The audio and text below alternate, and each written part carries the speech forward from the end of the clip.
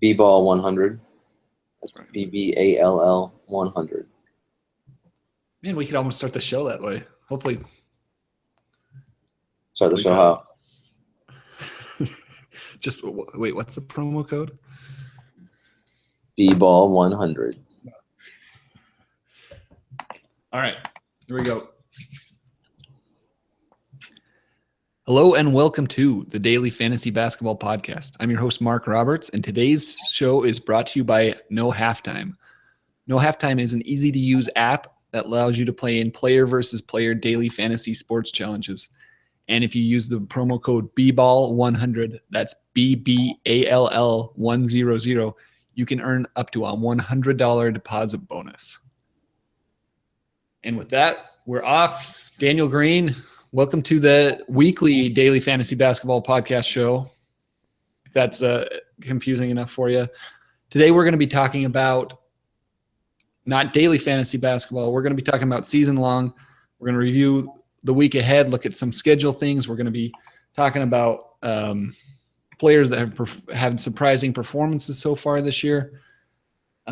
Before we jump into that, though, Dan, how are you doing today? I'm very angry.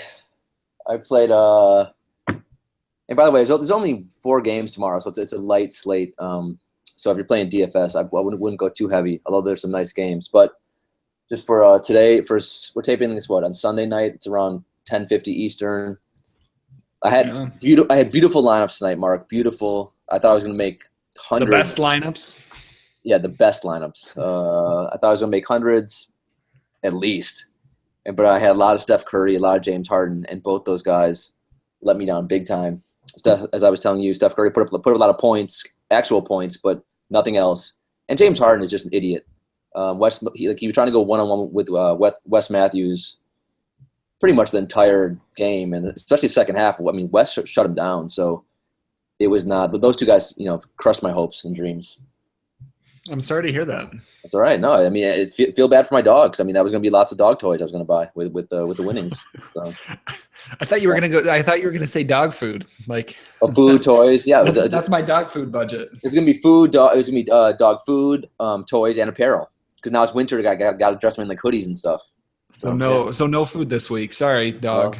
But yeah, I mean, it's going to be a rough week. That's the way it goes. A rough week, no pun intended. Anyway, how's it feel to be back on the pod? A whole week, man, without you on the pod. I know. I've been. It's been very sad. I fell into some depression, but here we are.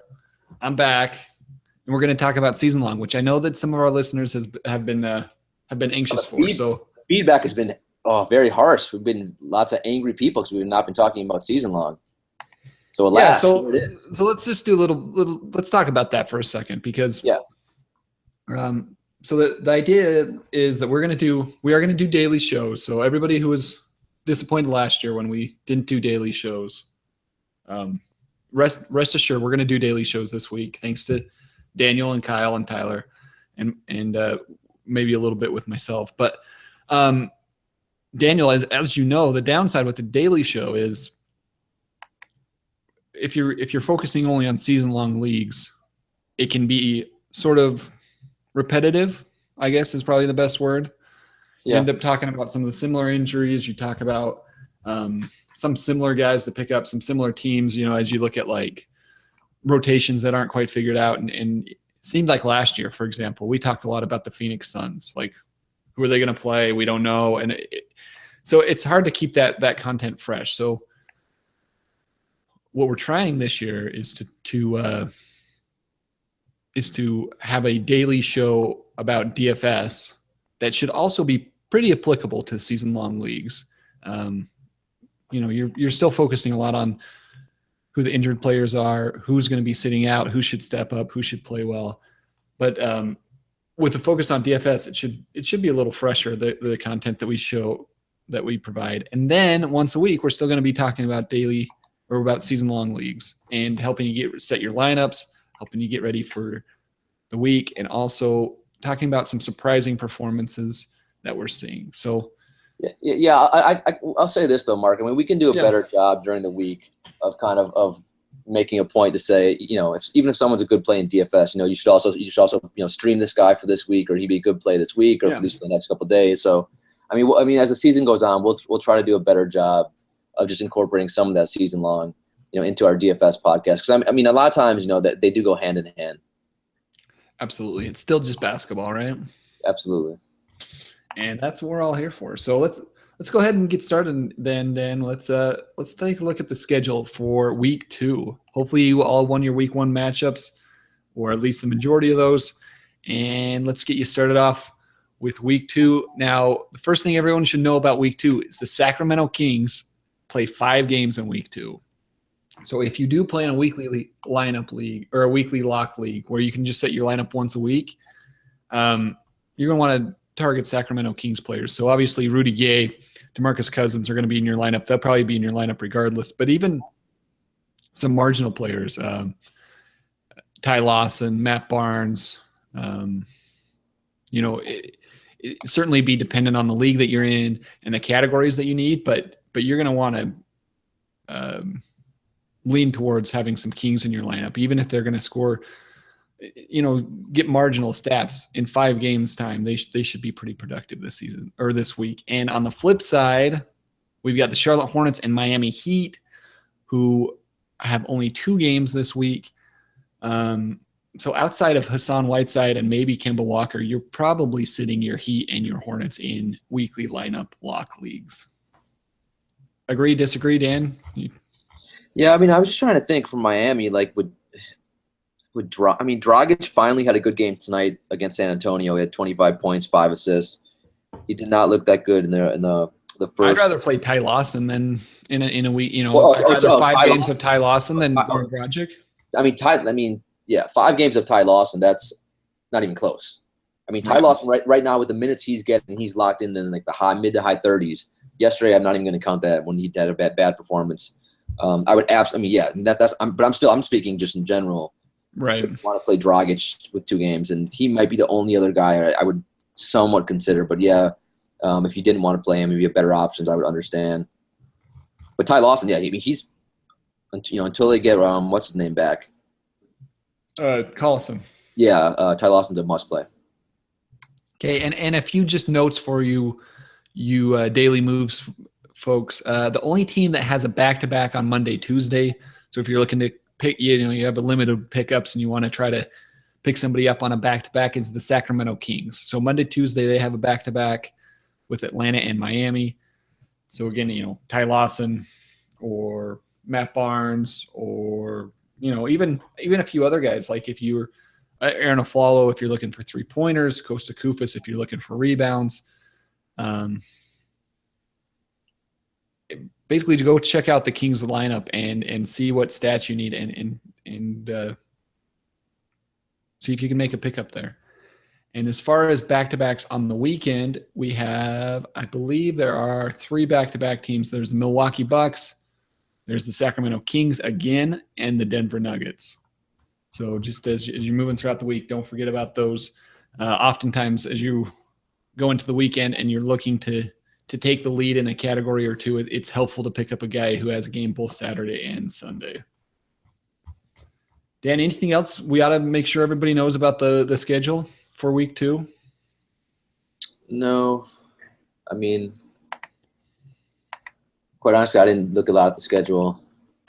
I thought you were going to do a much better job and send me some stuff before the show. So, no, I think what you said is fine. I would just say, that was quite a diss. Well, no, I thought you were going to send me a nice little sheet, like a show sheet before the pod, and it would have all this beautiful info for us to look at. And then I could take credit for knowing some great tips. We should mention that the reason I didn't have a show sheet is actually because if you go to #basketball.com, they have an advanced schedule grid, which pretty much lays out the schedule. Anything that you need. It's sortable. You can click on the week you need. Has a number of games and the day each game is played for every team in the league. So it's a great resource if you're trying to quickly analyze the schedule. And that's what I use. So check that out. All right, Dan. I think that's what we need to know about the schedule here. I want to get into some players that have had either players that were drafted high preseason or during people's fantasy drafts that have struggled in the first couple of games, or players who were drafted low who have had really good first couple of games. And I want you to tell me if what we've seen is real or whether it's fake, or if it's somewhere in between. Okay? Yes, sir. All right, let's start off with one of my favorites, Karl Anthony Towns. Just lost the stats. Okay. So last season, he averaged 18 points, 10 rebounds, 1.7 blocks, shot 54% from the field, 81% from the free throw line, was about the 15th, 16th best player on a per game basis. He was drafted basically inside the top 5, top 6. But so far in only 2 games, he's played 37 minutes, which has been great. And he's put up the same 18 minutes per game, or 18 points per game. And he's actually made about 1.5 3-pointers. So he's done good there. And he's got a few more assists than he did last year. So those are all good things. However, he's only averaging 5 rebounds and 1 block per game. He's shooting below 50%.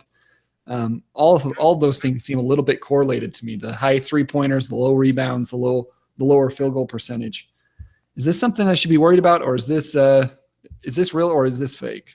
Yeah, I'm not worried at all about Towns. Okay. I mean, one thing you can consider, which may impact his rebounding, is Gorgie Dang is a really good rebounder and defender. So he's going to snag some of Towns' rebounds just naturally. So, I mean, I know they played Sacramento.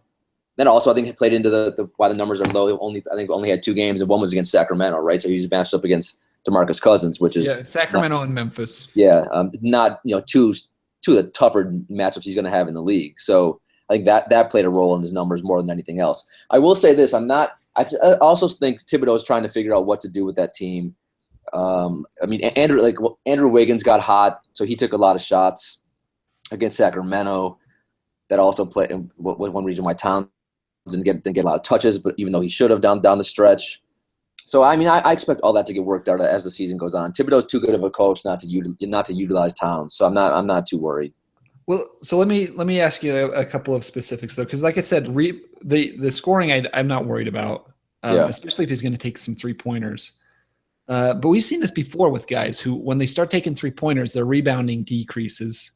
They stand outside the 3-point line, and then again with Dang, he's going to get some rebounds, and then that with playing with Dang, that might push him out, and he might not block so many shots.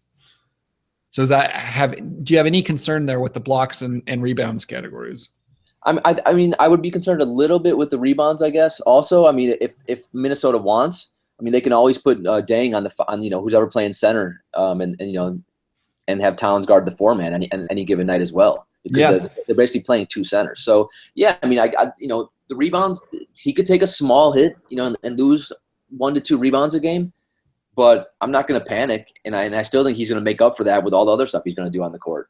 I agree. Really encouraged by the minutes. Like I said, he's playing over 36 minutes in both games. That's no surprise for a Tibbs player. Yeah, I mean, the biggest surprise for me from Minnesota has been the minutes of Zach LaVine. I mean, Rubio 28 minutes last game, and LaVine 36 minutes. And part of that was Rubio left the game early with a shoulder injury. So he left in the fourth quarter. So that could have played into a little bit. But no, I mean, Tibbs plays his guys big minutes. Yeah, but I am also surprised by Towns' assists. He has 4 assists and 5 assists. So 9 assists in 2 games. But it wasn't like one fluke game and then he had 1 assist the other game. Like, he's had pretty solid production in both places. So I think there's reasons to be optimistic. But, he wasn't you weren't thrilled with him the first game. Yeah, chalk it up to tough matchups, I would say, more than anything. Yeah, no, that's a good call out, actually. All right, let's talk about Kyle Lowry, who was where Karl Anthony Towns had some ups and downs. Kyle Lowry mostly just had downs. Now, again, it wasn't a minutes thing. Like a lot of the players that you see were disappointing in the first week. He's played only 2 games. He's played 38 and a half minutes per game. So he's playing plenty of minutes. But he's only averaging 13 points. He's shooting 20 me pull this up, make sure I have it right. He is shooting 27% from the field. He's averaging 3 rebounds, 6 assists, 0.5 steals per game. You concerned? No, I'm not concerned. I mean, I'd be concerned if he was fat Kyle Lowry again, like if he put in all that weight in the offseason, which I don't think he did. Now, it wasn't surprising because Kyrie Irving is not a good defender, and they played Cleveland last game. I thought he'd be able to have a better game against Kyrie, right? So that was a little disappointing. But DeRozan was on fire last game. One thing I do like about Toronto is Jonas Valanciunas that started the season strong with two really good games. Yeah. First game he played like 36 minutes, which for in a Dwayne Casey rotation, that's like a minor miracle. But I think Kyle Lowry should be fine. I mean, I'd say I'm worried maybe like 5% only because in the playoffs he was so up and down and it was just painful. He would have some of the worst games I've ever seen any player have in the history of basketball. So I mean, unless like there's some hangover from that, I wouldn't be too concerned. He's just too good of a player. Plus, he's just going to have the ball in his hands too much, and Toronto needs him. I mean, they need him. I mean, he does everything for that team. So yeah. I'm not another guy. I'm not overly concerned of. Yeah, I'm a little bit concerned because of the playoff performance. Like you said, the playoffs, he played so poorly, and now it's the shooting again. Like he's shooting in the first game. He shot 23% less, and that was against Detroit. So he's playing against Ish Smith, and in game 2 he's playing against Kyrie Irving. He's shooting 31%. I think they had KCP on him for part of that game. If I remember correctly, who's a good defender. I mean, I'll say this though. I mean, even if that's true. And he does have some, lingering effects from that weird postseason. Dude, you have to remember, like, when they really needed him against Miami in, like, Game 7 and, like, I think it was Game 4, Game 5, he still had monster games. So he was, like, he'd be playing some of the worst basketball ever, and then the next game he would play tremendous. So, I think he's going to come out of this. He's just too good of a player. And on the plus side, so to take the other side of this, his rebounds and his assists are about where you expect him. He's still getting 6 assists. He's got 12 assists in the 2 games, so averaging 6 assists per game. He's rebounding just fine. Basically, if he was shooting 43% instead of 27%, I probably wouldn't have brought him up. So, yeah. The funny part is like the first 2 players you mentioned, Towns and Lowry, might be like the 2 only players in the NBA I haven't played in DFS this year. Like they've just been too expensive in DFS, so I haven't played them. Well, I'll be really interested to hear if you've played this next guy because he does worry me for a different reason, and that's Brook Lopez. So I played no Brook Lopez either. So far last year he played 34 minutes a game. He averaged 20.5 points, 8 rebounds, and 1.7 blocks. On 51% shooting. This year, he's playing 23.6 minutes per game, which I think is the most concerning stat. 16 points, 5 rebounds, and he hasn't blocked a shot yet. He's shooting 44% from the field. And he's sat out a game for rest. So just to break that into games, the first opening night, he played 21 minutes, had 7 points, 5 rebounds. Then the next game against Indiana, he played 26 minutes, had 25 points and 5 rebounds. So it may have been, as far as the production, it may have been just one bad game. But he's yet to play 26 minutes in a game, and he's already sat out for rest. So does that concern you at all? Yeah, I'm concerned about this whole Brooklyn roster, this D-League squad. I broke into remote control watching a game. I threw it at the TV. I wanted to hit Kenny Atkinson in the face. But that's why it's so weird that it makes me angry. Brook Lopez is a legitimate NBA player, and he's not getting minutes. Well, yeah. So I forgot what day me and Kyle did a podcast. I think it was on Thursday, Friday. All the days seem together. Maybe it was Saturday. So yeah, there was an article in I think it's in some paper that was talking about Brooklyn, and it was like it didn't make any sense. But it basically mentioned that every Brooklyn Nets player is on like a minute restriction, so they can monitor their health and their well-being for the 82-game season. And in particular, it mentioned Brook Lopez, and that they're going to be super cautious and careful with him, especially in the early going before they get his minutes, even close to like approaching like 30 minutes. So it was like very surreal. Like I'm not sure like, did the whole team come like out of shape? You know, like I've never, you know, it's the only coach who's made a statement like general that. mindset or approach by the team rather than any concerns about every single player, you know. Right, and I mean, you know, and maybe he's just trying to spin it in a way so he can play everyone because he knows they suck and he just wants to get everyone some minutes.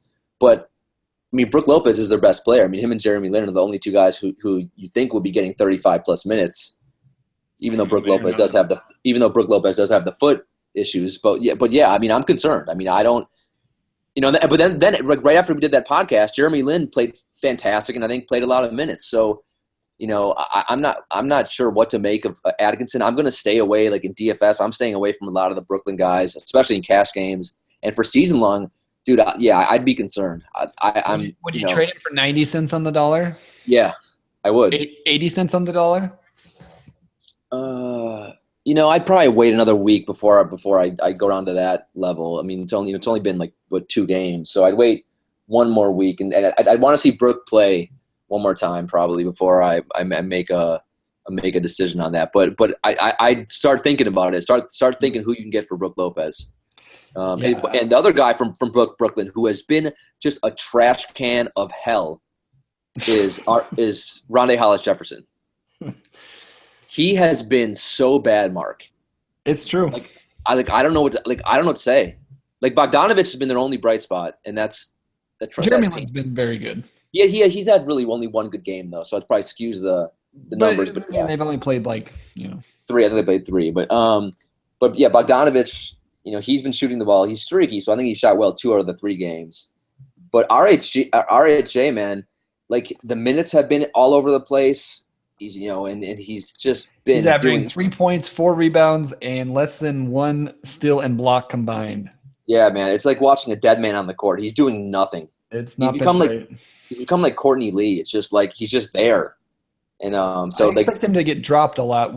Are you interested in picking him up at all? Dude, I don't know. Like I have him on one of my teams, and I haven't dropped him yet. But like like that production is just so poor, and you know he's not going to really give you much offensive stats. No, I mean I think I projected him for less than 10 points a game, even with a high minute. So I think he's a situational pickup still. Like I don't think that he's all of a sudden not good at the defensive stats. I think that's just, you know, those kind of are this is just a small sample size, especially for steals and blocks. But I think he's probably just a situational pickup. Like pick him up if you need a lot of steals and, you know, rebounds or maybe some blocks from your guard position. But he's not going to hit a lot of 3-pointers. He's not going to score a lot of points.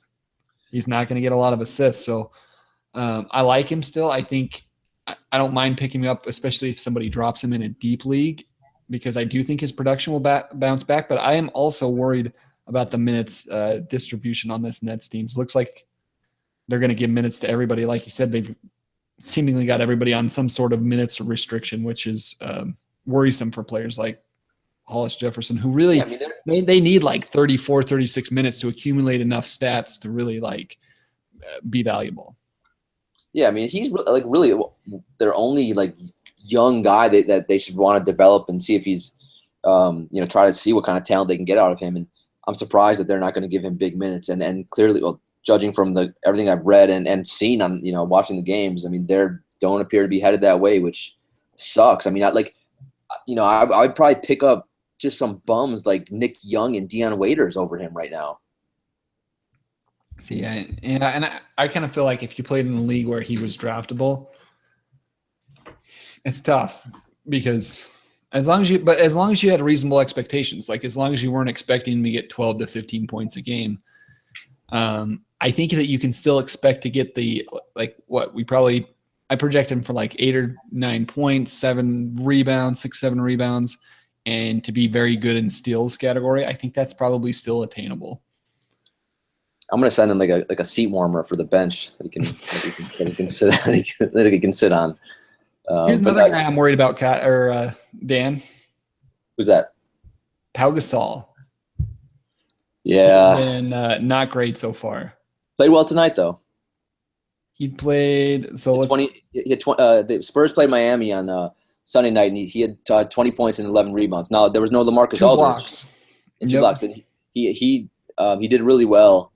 And now LaMarcus Aldridge wasn't playing. I think like he has some knee soreness, so that doesn't sound good. Although that could just be Pop just talking nonsense. But so yeah, today was the first day he looked anything like himself. The first game against Golden State, he looked like he was 95 years old, didn't belong in an NBA game. He had 2 points. Yeah. Next game he had 7 points, and then versus New Orleans he had 9 points. So that means in 3 games he had 18 points, and then tonight against Miami, he had 20 points. So he had more points tonight than he did in his previous 3 games. Yeah. You can almost say the same thing about his rebounds. We're just barely over the 11 rebounds that he had tonight. And then he had 2 blocks tonight, and he's had 1 prior in the entire rest of the 3 games. So he's a guy I would try to trade like immediately, like right now after his 1 good game he had against Miami, because it's troubling. The key stat for me is in those first 3 games, he was averaging 21.5 minutes. Exactly. So he played, 31 minutes tonight. That's much better. But game 1, he played 18 minutes. Game 2, he played 20 minutes. Game 3, he played 22 minutes. So yeah. So I mean, tonight it was a close game with Miami too. No Aldridge, and he still only got 31 minutes. So like I would take that. After watching a week of Spurs, I would say his max is 31 minutes, and that's. So, but more likely it's going to probably be that around 24, 25 minutes. And that's not a lot of minutes. That's not great. No, so I am concerned about him. Yeah. I do think that his production will sort of level off as far as he will have similar production per minute of play that he's had in the past. But if he's only going to get 25 minutes per game instead of maybe the 25 or instead of like the 28, 30, 32 range of minutes we expected, his numbers are going to be like 11 points, 7 rebounds, and a block. Well, Mark, and not only that. So look, it's the first week, and Pop's already resting people too. He's already rested Parker, Ginobili, Aldridge. So certainly he's going to start resting Powell. Absolutely. So there's going to be random DNPs as well. So it's going to be, if you're a Pau Gasol owner, it could be a rough year for you. Unless you're just you could kind of have that you lower your expectations. Yeah, probably a good move to do right now. So Towns not worried about, Kyle Lowry you're not worried about, Pau Gasol you're worried about, Brook Lopez you're worried about. Yeah, good summary. All right, let's start talking about some guys that have exceeded expectations so far. And this is probably the guy who has exceeded my expectations more than anybody else. He's currently on a per-game basis ranked in the top 10 fantasy-wise. Let me read you his stat line and see if you can guess who it is, Daniel. Okay. 31 minutes per game. In 3 games, he's averaging 21 points, 10.3 rebounds, and 3.3 blocks on 62% shooting and 77% from the free throw line. I think the 3.3 blocks probably should be the biggest clue. Is that Whiteside? It's not Whiteside. It is Miles Turner. Oh yeah, I should have got that. He's been a beast, just fantastic. He's been an absolute beast. Yeah, and he's been a DFS just tear. And what's amazing to me, and I know it's only 3 games in. He had 4 blocks in his first game, then he had 3 blocks, and then he had 3 blocks. So he has had 11 blocks in 3 games.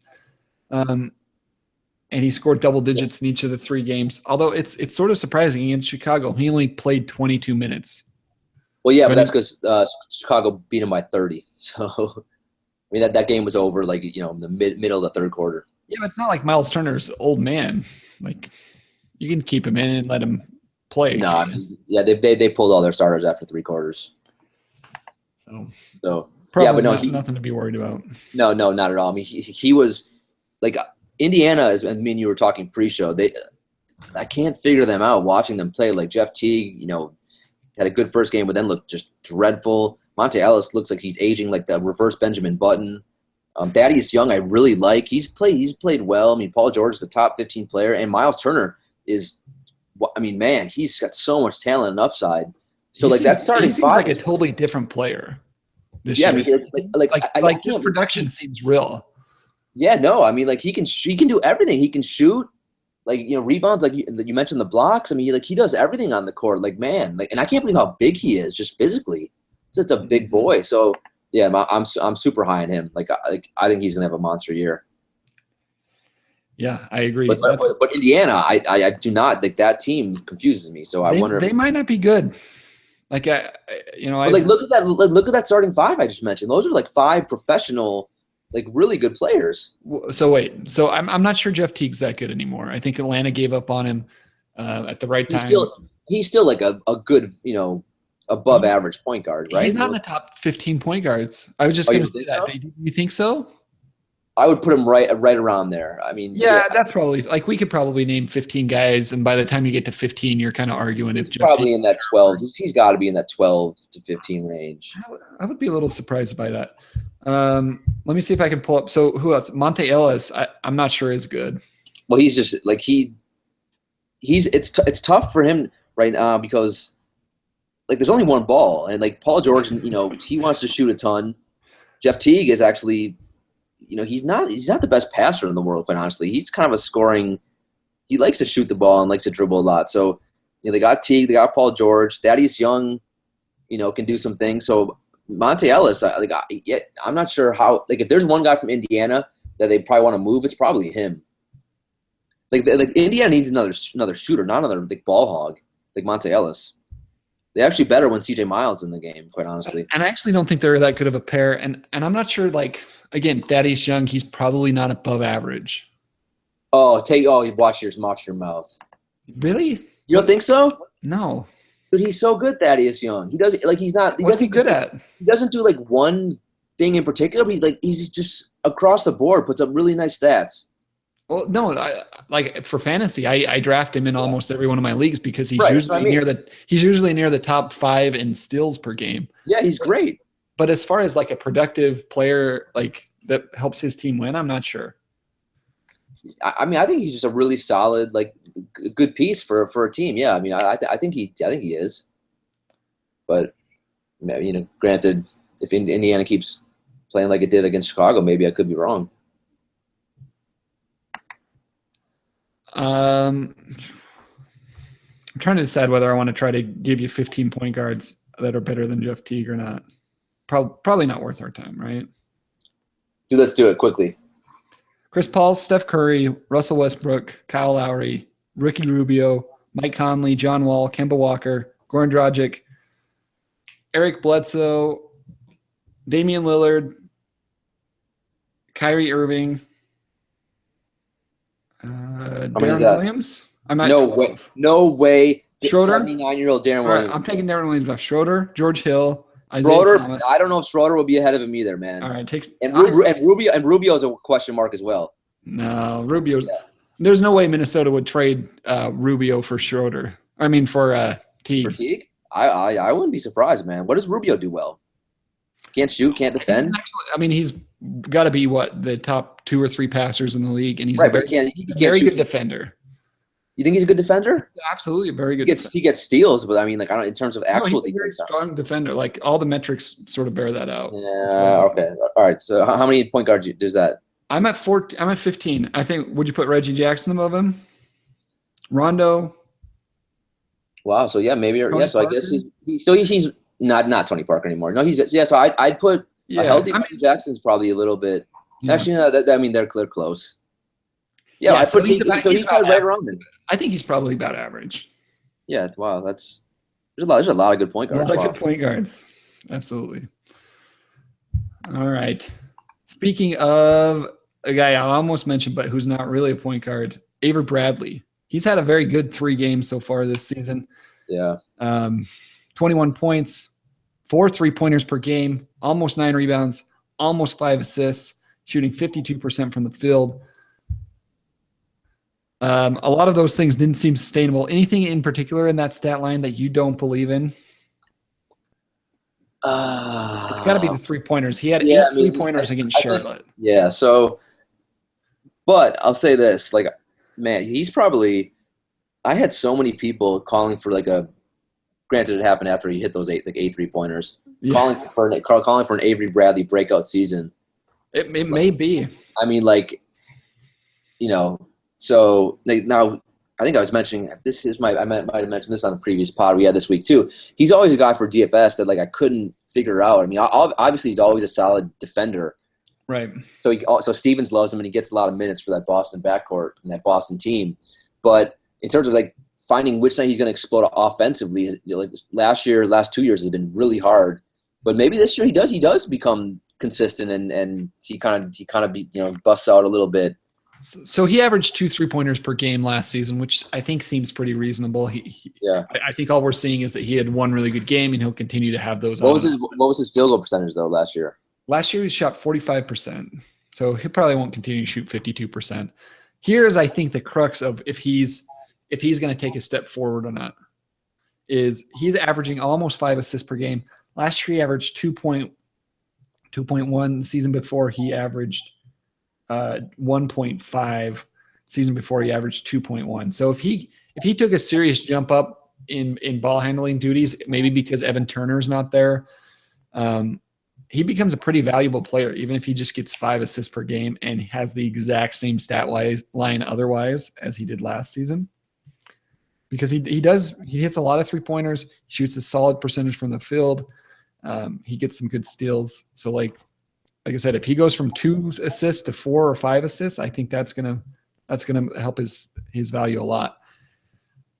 I just don't know if I would bank on that. I think the only real reason you could say is, again, Evan Turner's no longer there. Maybe he handles the ball a little bit more.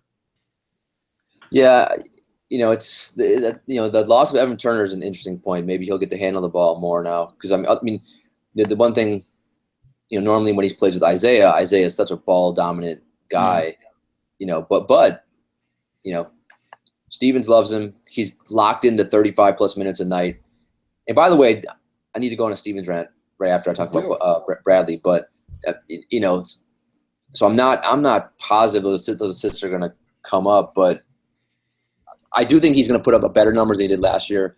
And he has the potential. He's got the upside that I never envisioned.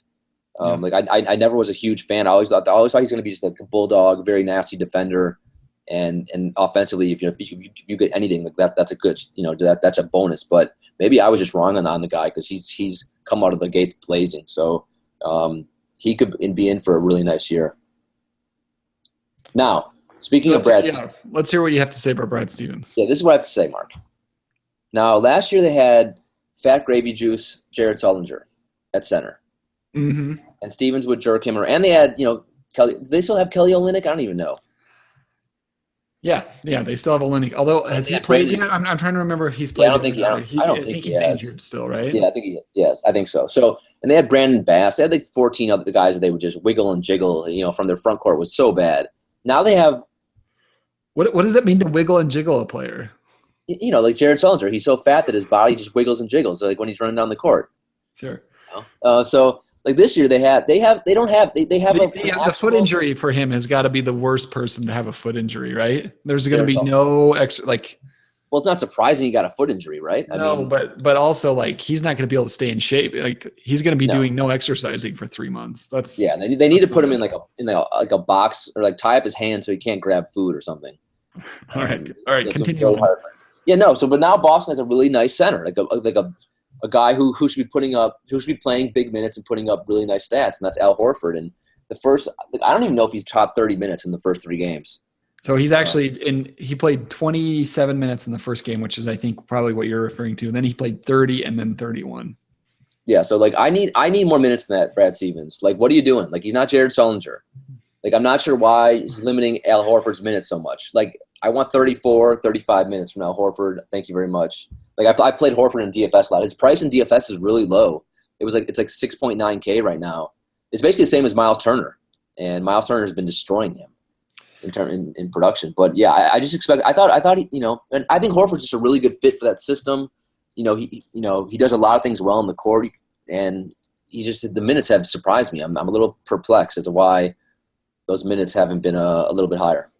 Yeah, he played 37 minutes per game in 2012, 2013. Horford did? Yeah. Yeah. But in his last season in Atlanta, he played 32 minutes per game. Yeah, so that's because Bud is basically a Pop disciple. So, yeah, I mean, he's never going to play anyone big minutes in Atlanta. And Brad Stevens may be that way as well.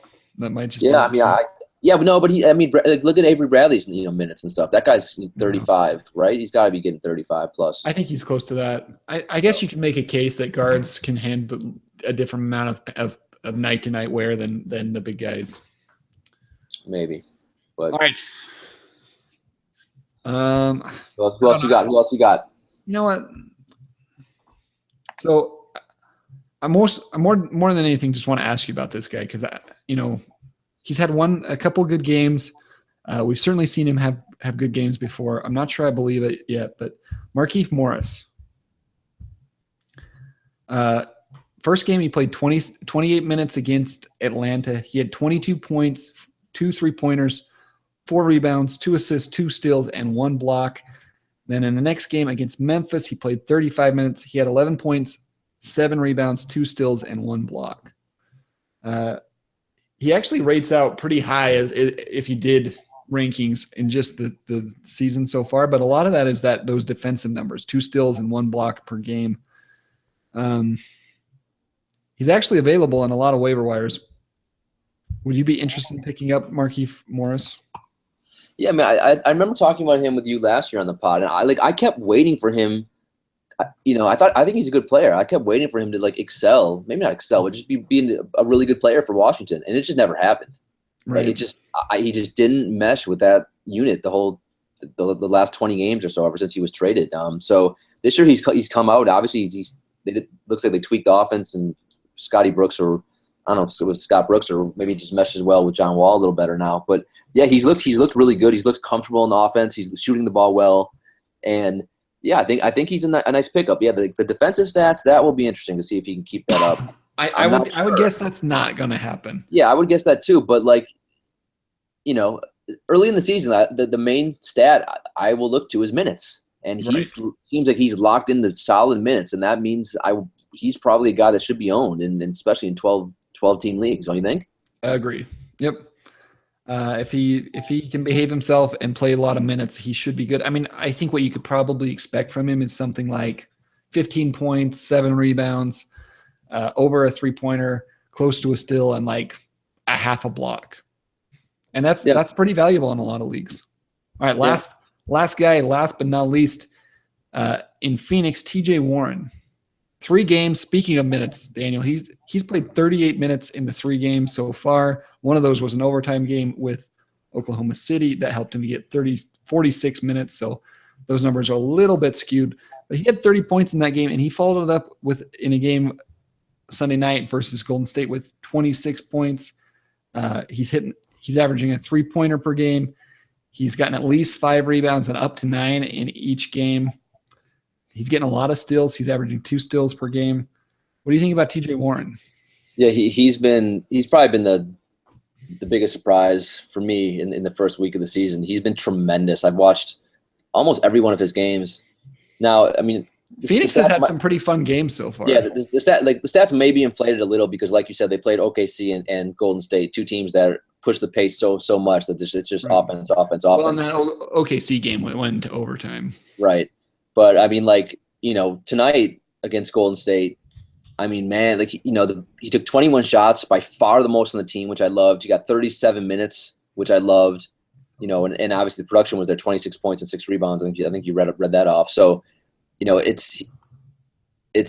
just looks really comfortable, really confident, not hesitating at all. He looks like he has the green light to shoot whenever the heck he wants, which is fantastic.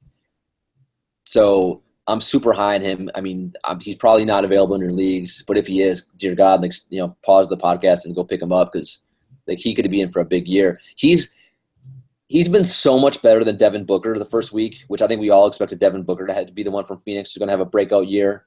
But he's been he just looked. I mean, compared to Devin Booker, he looks like he's Michael Jordan right now. I'm serious. Devin Booker has not looked good. I mean, tonight was dreadful, 3 for 12 from the floor, and Devin Booker's doing nothing besides shooting. He's not giving you any other stats at all. It's if his shot isn't falling, I mean, it's just painful to have him on your team. That's sort of what you expect from Booker, though, right? I mean, I don't know. I expected him to do a little bit more than that. Didn't you know? Just like shouldn't a rebound just happen, just fall in his hands, just like sure, accidentally? You sure, know? but I wouldn't expect him to get more than 2 or 3 rebounds and assists per game. I think you're hoping Yeah, for. I guess. But I mean, it's hard. I mean, it's hard to own guys like that. I mean, obviously, I think Booker should be owned. Don't get me wrong. I think he's going to have a good year. But you know, when those one dimensional guys aren't, when their shots not falling, it's you just cringe because you know that it's nothing else is going to help you. He's basically a 2-category guy, and those 2 categories are entirely dependent on each other. He hits 3-pointers and he puts up points, and he's good at both of them. But if his shot isn't falling, which it isn't right now, he's shooting 38% from the field, and actually only shooting 50% from the free throw line. So that actually makes me a little bit worried that something's going on with his shot. I expect him to get it ironed out, but between now and the time that he gets everything figured out, he's going to continue to not put up a lot of value. He's actually ranked outside the top 250 players right now on a per game basis, because like you said, if he doesn't get points, if he doesn't get 3-pointers, he just doesn't offer a whole lot of other value.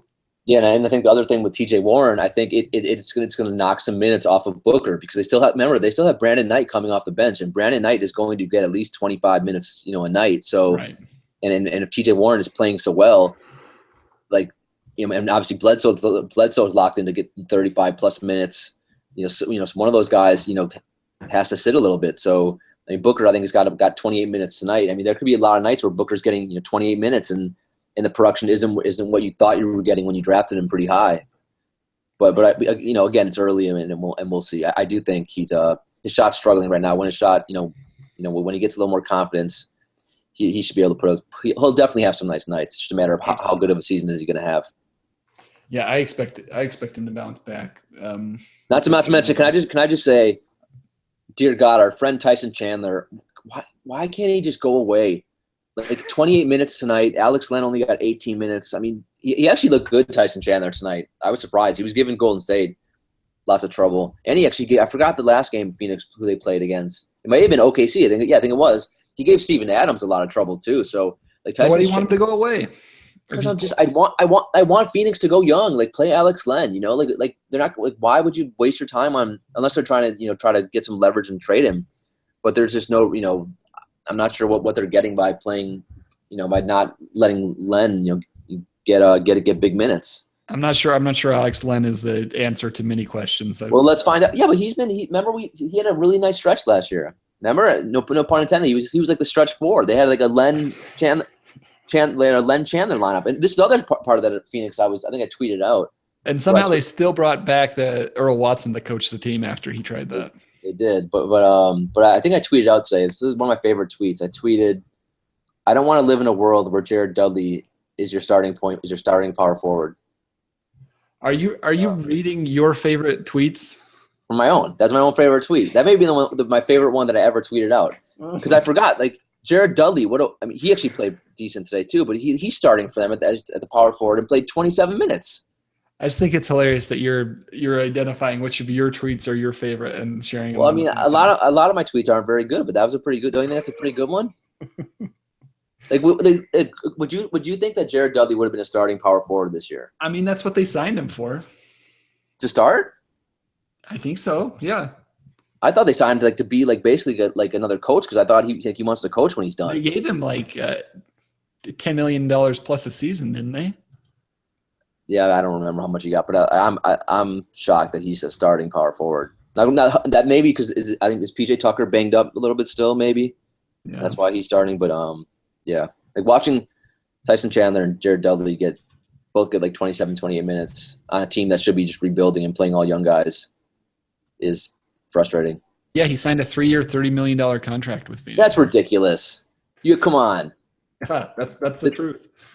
No wonder the GM kept Earl Watson. The GM must be an idiot then. Why would you sign Jared Dudley to that?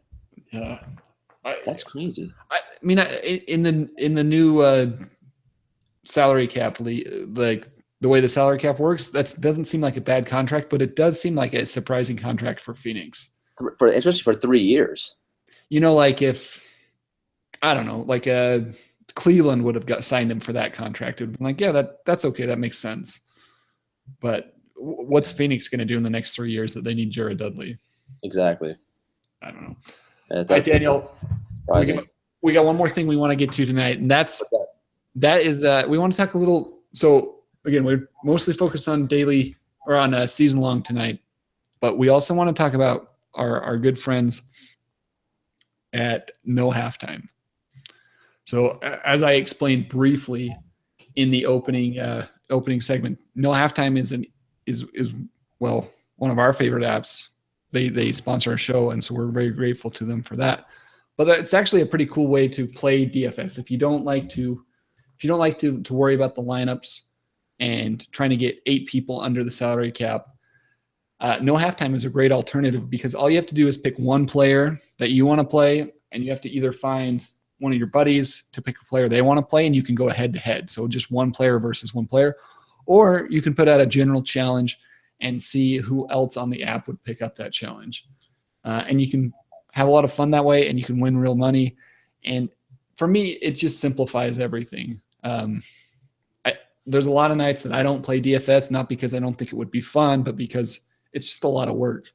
You have to do a lot of thinking. You have to spend a lot of time, and to be able to play just one player, you can still have some of the fun that you would have in a DFS matchup, but it simplifies it. So, again, if you don't have the app, go download it. It's on the iTunes store. It's on the Amazon store.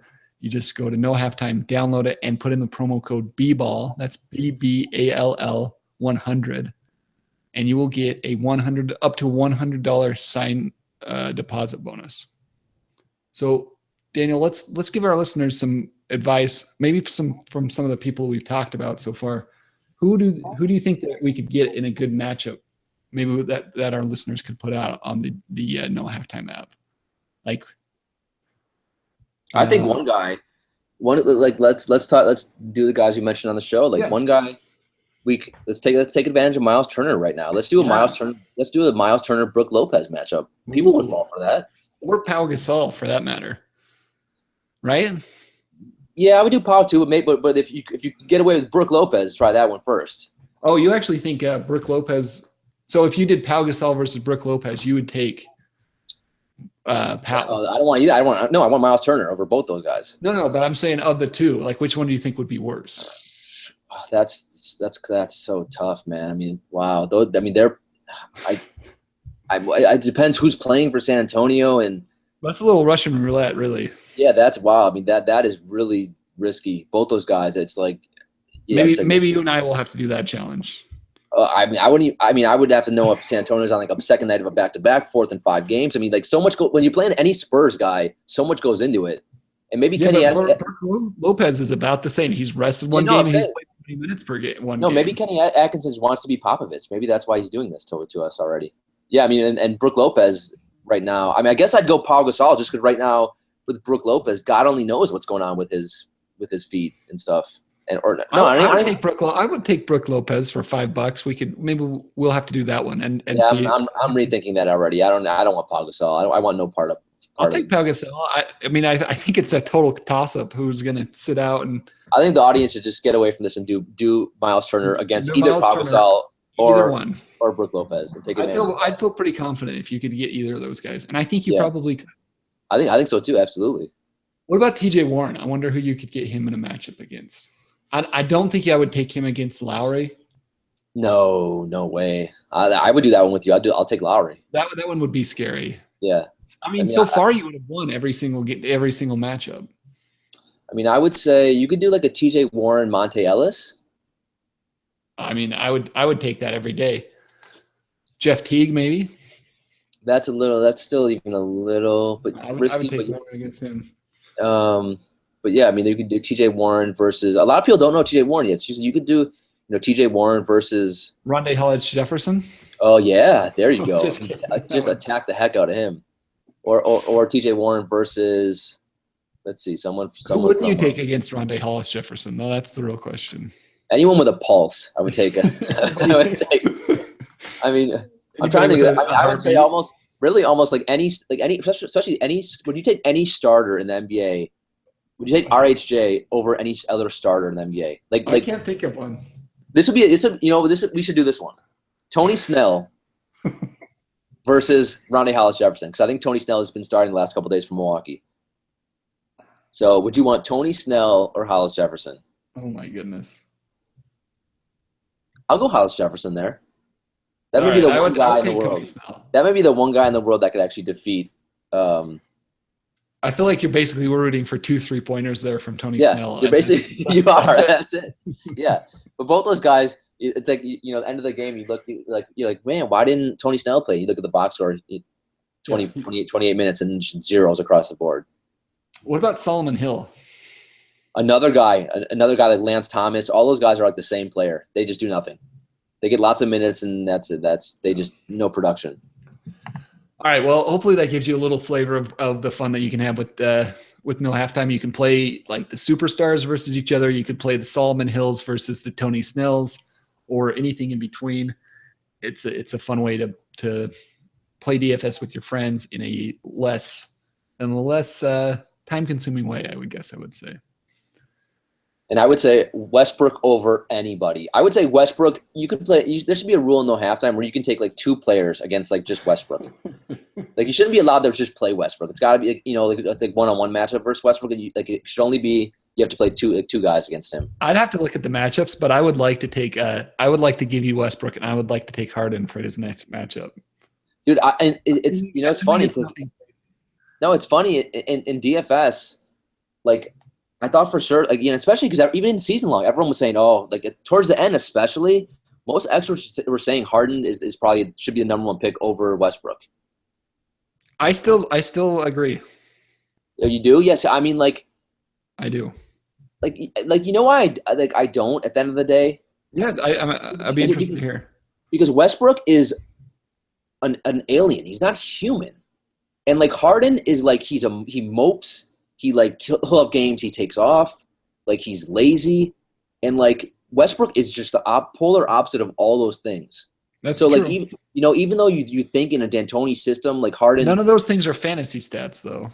Well, no, but they do play a role into how you play in real life, and which goes and gets you stats in fantasy, and Harden just some games just doesn't have it, and he mopes around the court, and if he's not getting calls, especially. Harden just plays so hard. If I had to bet my life on a game, I want Harden 7 days out of the week. You mean Westbrook? You want Westbrook 7 days out of the week, right? I don't know why I just said Harden there. Yeah, I want Westbrook. I mean, I'm just probably thinking Harden because Harden cost me so much money tonight. But yeah, I mean, I might take Anthony Davis over Harden or over Westbrook at this point. Dude, have you come on? I mean, Anthony Davis. I'm saying in a no halftime challenge. Oh, no halftime. He's so well right now. He's looked phenomenal, but no one's. This is the thing with Westbrook, right? And I think me and you were talking about this just via Twitter a couple days ago. Westbrook hasn't even played well yet, and it's no. It just makes me sad when he comes down. It was that. What game was it? Was it the Suns game? He would just come down every time and take a pull-up jumper. It was 1-on-5. Yeah, he wasn't shooting 3-pointers. He wasn't driving to the basket. It was just pull-up jumper after pull-up jumper. It just made me sad to watch. I don't know if you saw this. His usage rate for that game. Did you see it? What did it say? Wilt Chamberlain? No. So just all right. I have 2 stats. One is usage rate for that game, and then I have his usage rate for the second half. Guess both numbers. So I'm saying instead of numbers, I'll bet it just tallied up on cartoons until it just said the same as Wilt Chamberlain's. 60%. Yes, the second half was 58%. Oh my goodness! And for the entire game, it was 48%. That's preposterous. And he shot 38% in that game. Yeah, it was he played. He was just out of control, a crazy man. But the numbers for fantasy were just phenomenal. His field goal percentage wasn't great, but I mean, tonight his line was much better, and the assists were phenomenal tonight. The other thing that bothered me about Westbrook, and this is a non-fantasy thing, but the first game against the Sixers, yeah, so he was up 2 and had the ball, and he could have just held it, right, to get the free throws. Yeah, and he went for the triple-double assist. Damn straight he did. That's what I mean. That's who you want in fantasy. No, he put the game at risk to get a triple-double. That's what you want in fantasy. Yeah, it's probably true. He cares. He cares about all that stuff. like Harden's thinking about a Kardashian. Like Westbrook. It's just like I want Westbrook. Like the guy's he's crazy. But like it will be interesting to see. Like, what do you think the record's going to be? Because they're not very good. OKC. Yeah. I mean, if Westbrook, so I actually was very heartened by what Westbrook did on Sunday night. He had 16 assists. He only shot 21 times, which is an only for him. Like, I think he realized he can't do the thing where he shoots 44 times a night, every night. Right. And I think he tried to get his players involved because I think if he was shooting that much every game, like by game 30 or 40 in the season, I don't think Steven Adams is diving after balls like he does. Yeah, and Steven Adams played great tonight on Sunday night. I think you got to throw that guy a bone every once in a while. And he was making a concerted effort to get Victor Oladipo involved. And so if he does things like that, I could see him winning 48 to 50 games. If he goes on the like Kobe Bryant shooting spree, I wouldn't be surprised if they're under 500. So I think it just kind of depends on what type of dominant Russell Westbrook wants to be. If he wants to be like ball hog dominant, I wouldn't be surprised if they end up with a 500 record. Yeah, I mean the one I'll say this after watching their first and it's obviously everyone knows it's early, but I'm happy that I didn't draft Oladipo in any leagues. Yeah. Like it's hard to envision. I could see some games where he just doesn't. Entire games go by where he doesn't touch the ball. But yeah, I mean that they're fascinating to watch just because it's just like you can tell Billy Donovan has no control over what goes on in that game. Like if Westbrook, whatever he wants to do, which has to suck as a coach, it must be frustrating. Yeah, I'm sure. Anyway. All right, Dan, that wraps up our week 2 fantasy preview. Hopefully you guys had some fun. I know I did.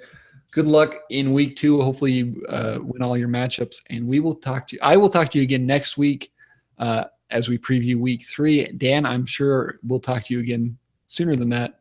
And as always, if you have questions for either of us, you can find me at Mark F. Roberts. That's Mark with a C on Twitter. Dan, what's your Twitter handle? Mine is at Daniel A. Green 1, green like the color. And also I'll just say, so every day I run these daily DFS tournaments on FanDuel. Yeah. It's like 20 people. That's really nice of you, by the way. Thank you. So it's like usually 20 people in the league, but they fill up fast. So I'm probably going to start running 2 to 3 tournaments like I did last year. So it's, 40, 60 people can get in. So if you want in, send me a tweet. I usually tweet out the link. And I try to, Is that kind of the same guys every night? Like you guys kind of know yeah. Well, now? Yeah. But if people keep trying to get in and they haven't been able to, if you tweet me and say, hey, I've been trying but haven't been able to get in, I'll make sure you get in. I'll send you the link like privately before I open it to the public, to make sure you get in. So but yeah, I mean it's a lot of the same players and it's a lot of people who are really good. So if you're a beginner, well, it's only $2, so it's not going to break your bank. But just be forewarned, it's a lot of guys who really know what they're doing in DFS. But I'll say this: one good thing about that is if you're trying to learn, if you go in there and look at like usually the teams that win, look at their lineups. It's a good way just to learn about roster construction. Yeah. So. Very cool. And then if you beat Daniel, you can talk get on Twitter and then talk to me. Yeah. Tell him how much better you are than him. Right. Absolutely. And then once again, just to mention the links we used today. So #basketball, their schedule analyzer. And we also cited many of the stats I cited were from Basketball Monster today. So thanks to those guys for their great tools. Go check those out. And once again, I'll talk to you all next week. Have some fun. Good luck in your week ahead. Later, guys.